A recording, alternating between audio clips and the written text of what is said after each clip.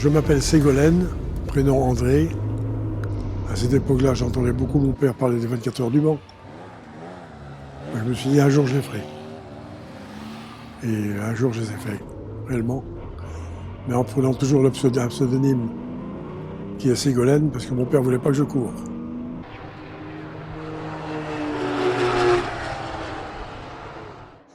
À tel titre qu'un jour, il m'a dit, si tu continues à courir, je te déshérite. Je lui ai dit, on va chez le notaire tout de suite.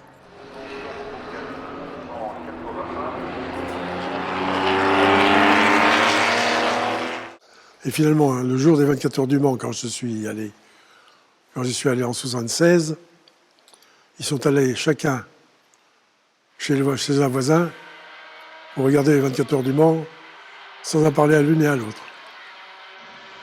Sauf que l'année suivante, j'ai abandonné. Il m'a dit, qu'est-ce qui s'est passé? Ça voulait te dire. Alors pourquoi Ségolène d'autre part? Parce qu'il y avait déjà un Gaïnet qui courait. C'était Gilles Gaïnet, qui avait gagné un Transat en double avec Riguidel.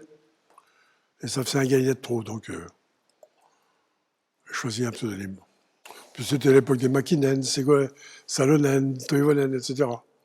Puis Ségal en breton, ça veut dire du seigle. Bon, j'ai commencé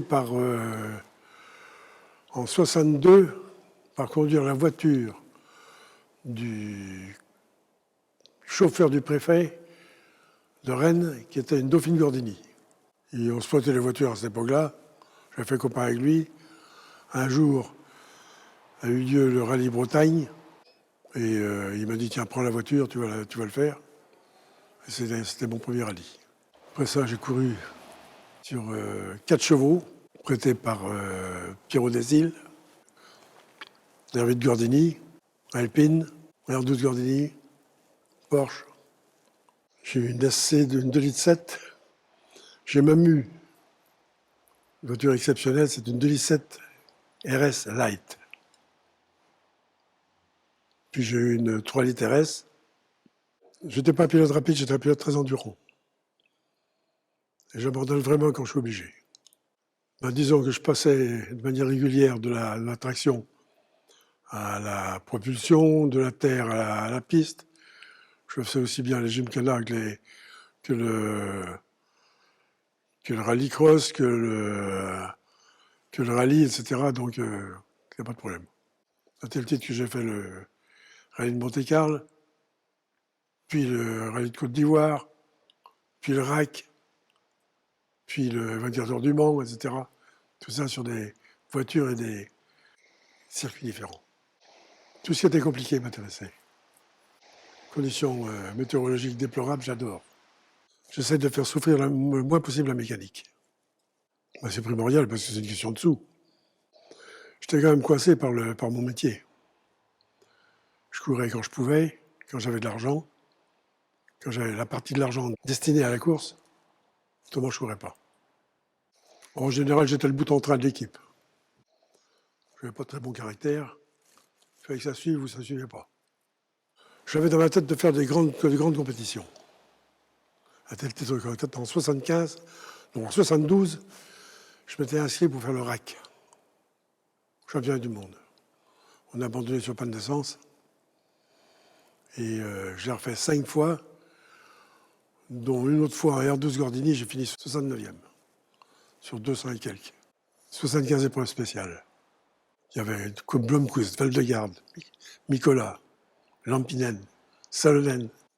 À tel titre, quand j'étais pilote chez Citroën, j'avais fait 25 courses, rien que sur Citroën, dans l'année.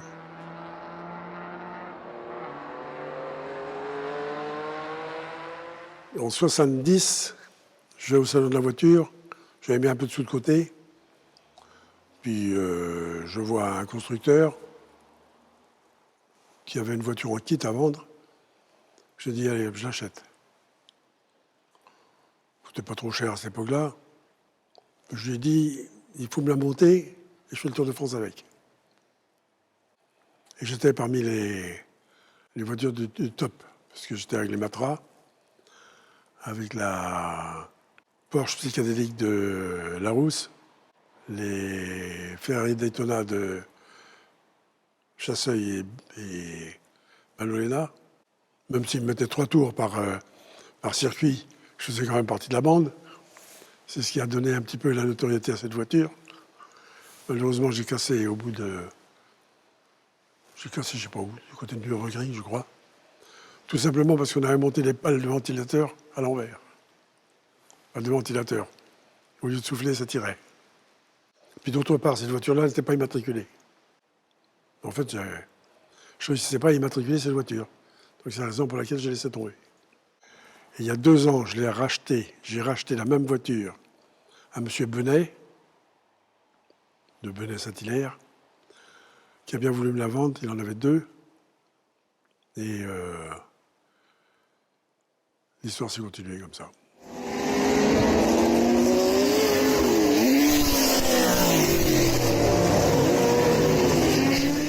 Première participation, je l'ai derrière la gorge parce que j'avais économisé pendant toute l'année de quoi me payer un poste de pilote. C'était en 1974. Au dernier moment, j'ai été évincé au profit d'un autre équipier ou d'une autre équipière qui payait plus cher que moi. C'était sur une Porsche. Donc j'ai pas couru en 1974, je me suis dit à partir de 1975, je m'engage. Je me suis engagé en 1975 et on a abandonné au bout de 2 ou 3 heures simplement. Je me suis dit, tant que je ne vais pas terminer les 24 heures du Mans, je les ferai. Et en 1976, j'ai engagé personnellement une voiture et on a terminé premier Grand Tourisme, 12e au scratch. En 1977, j'ai couru avec La Placette et Courage et on a abandonné pour des problèmes de cardan. En 1978, j'ai remis ça. On a terminé 18e au scratch et 2e de groupe. Pour stopper tous ces chevaux, la BX est équipée de freins à disque. Des freins très efficaces, presque trop lorsqu'on n'y est pas habitué. C'est du moins l'avis du pilote de rallye André Ségolène, à qui nous avons demandé de tester pour nous la voiture. La succursale de Rennes cherchait un pilote, plus pour la notoriété que ça donnait à la succursale que par l'intermédiaire du pilote lui-même. Donc, la notoriété, je l'ai acquise par l'intermédiaire de mon navigateur, qui était en fait Gérard Laboville. C'était pas moi qui étais mis en exergue, c'était plutôt lui. J'ai prouvé que l'équipage ne marchait pas si mal, puisqu'on a terminé premier. Et tout le mérite vient de Gérard. C'est un mec solide, très solide. La prise en main a été difficile, dans la mesure où je me suis rendu compte que la pression d'huile était basse et que je leur ai dit je ne conduis pas une voiture avec une pression d'huile à 2 kg. Et en fait, j'y connais pas grand-chose en mécanique, mais je sais quand une voiture est bonne ou pas. Et je leur ai dit il y a un problème dans la pression d'huile. Et le lendemain, le moteur a été changé. Disons que c'est une saison qui m'était revenue la moins chère.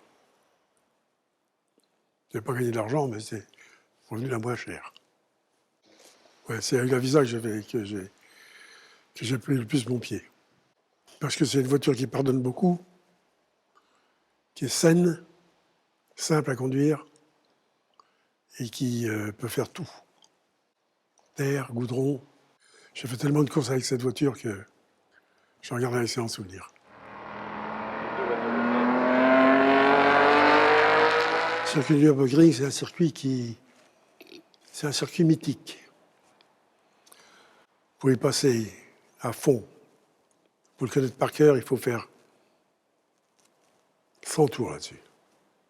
Je les ai faits et je connais toujours pas par cœur. Ça dépend des conditions de piste, conditions météorologiques. Je l'ai fait sur 206, sur Honda Integra, sur Porsche, de nuit, de jour, sous la pluie, dans la neige. C'est vraiment quelque chose d'à part. Et surtout, l'erreur ne pardonne pas. Je m'étais dit ça au départ. J'avais calculé mon coût de telle manière que, en calculant bien, si on tournait dans le temps indiqué, on était les 5 premiers. On a failli. On était 5e, sans prendre aucun risque. Pour moi, le plus beau circuit qui existe, c'est Nürburgring. C'est une spéciale rapide. On n'est pas pilote si on n'a pas fait le Nürburgring.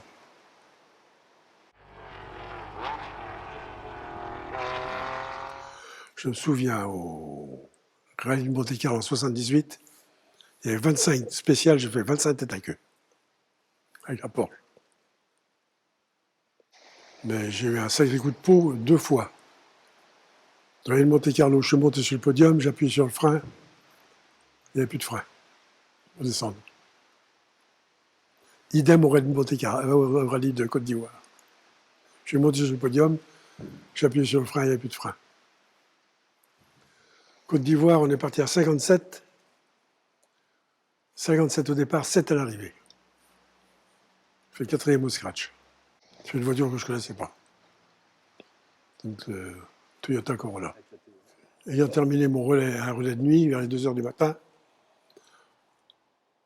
j'entends dans le micro que la voiture allait abandonner. Je reviens dans le stand, je pose des questions à Bussy, qui était le propriétaire de la voiture. Je dis pourquoi est-ce que tu abandonnes?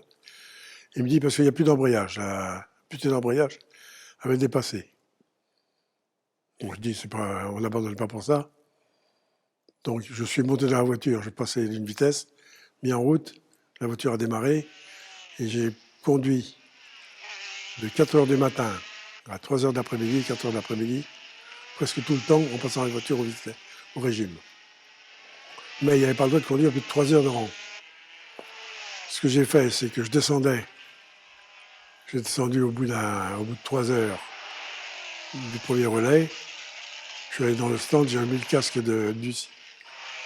Et je suis remonté dans la voiture, personne n'a vu du feu. Peut-être les autres ne voulaient pas monter dedans de peur de casser de peur que la boîte se blotte et se tuer. D'ailleurs,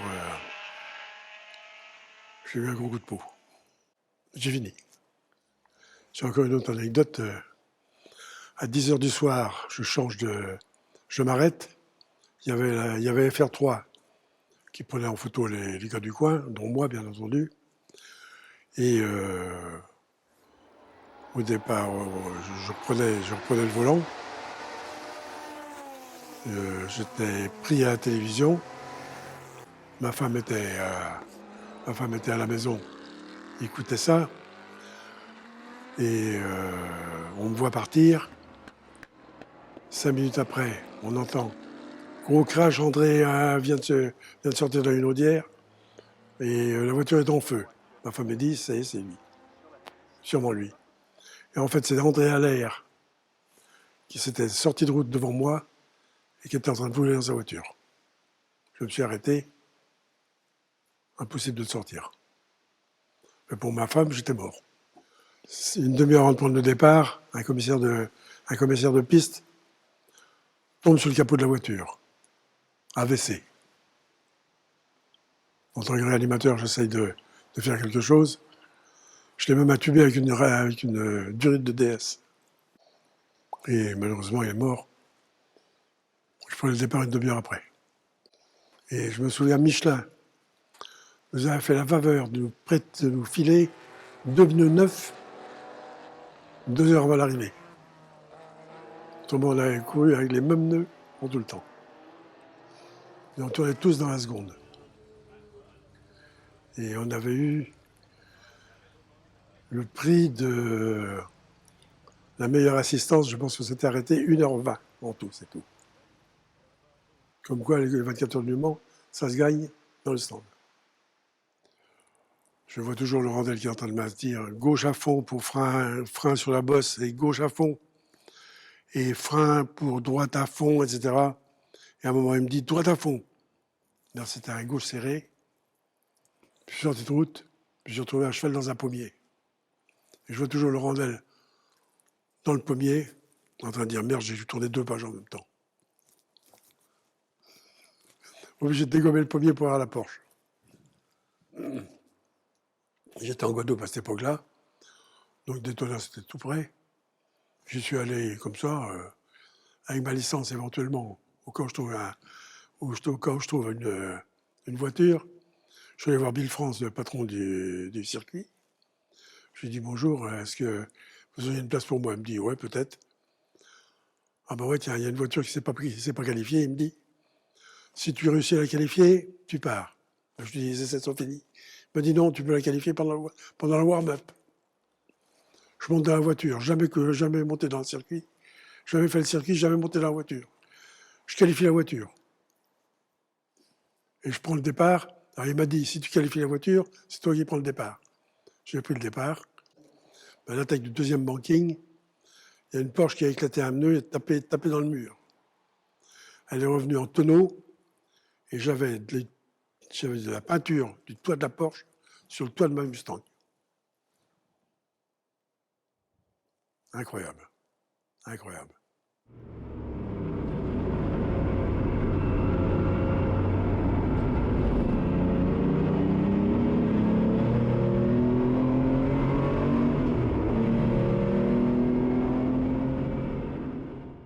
C'était convivial. Il y avait une entraide. Parce que maintenant, c'est chacun pour sa peau. Puis, il y a trop de monde maintenant. Trop de discipline. C'est la raison pour laquelle j'ai opté pour le VHC, parce que c'est encore le vrai pilotage. La notion de pilotage, c'est un tout. C'est l'oreille, la sensation, les fesses, le stress. Je ne suis pas un pilote rapide, je suis un pilote endurant.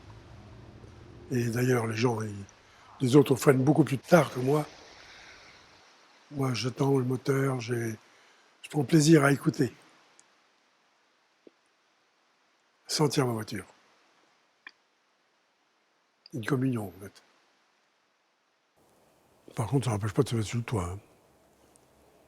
Je me suis cassé le genou, je me suis cassé le bras, j'ai fait quelques bricoles. Quoi. La chose dont je suis le plus fier, c'est d'être resté vivant.